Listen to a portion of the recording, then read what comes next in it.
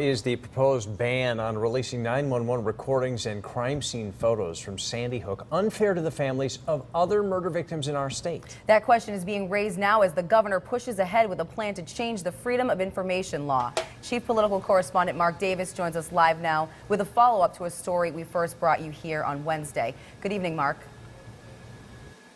Hi, Aaron and Darren. Good evening, everyone, from the Hartford newsroom. Yeah, as every day goes by, it's becoming more and more clear that trying to protect the Sandy Hook families is not as easy as it sounds. Despite mounting criticism, Governor Malloy continues to push for an exemption to the state's Freedom of Information Act that would keep crime scene photos and the 911 recordings from the tragedy at Sandy Hook from ever being released to the public. I think that there's fairly universal agreement in the state of Connecticut that these families and these children's memories and these teachers deserve a level of protection that should be taken up fairly quickly. When asked today if keeping this information secret might just continue to foster conspiracy theories running rampant on the internet that Sandy Hook never really happened, the governor dismissed it this way. They're nuts anyway. Okay.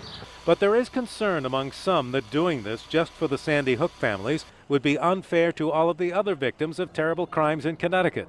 The state's victim advocate saying, quote, "I do believe that these victims are in need of the proposed protection. However, I also strongly believe that this legislation needs to be expanded to include all crime victims," close quote.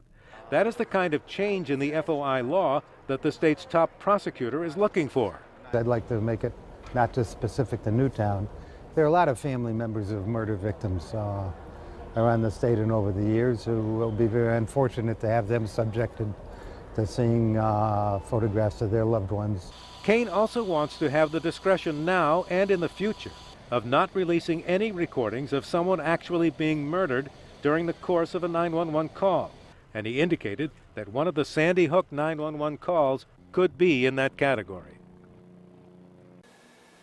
Now, the governor and legislative leaders are hoping to get this FOI exemption for the Sandy Hook families law on the books within the next 12 days. The final investigative report on the Sandy Hook shooting is expected to be released sometime this summer. Live from the Hartford newsroom, Mark Davis, News 8.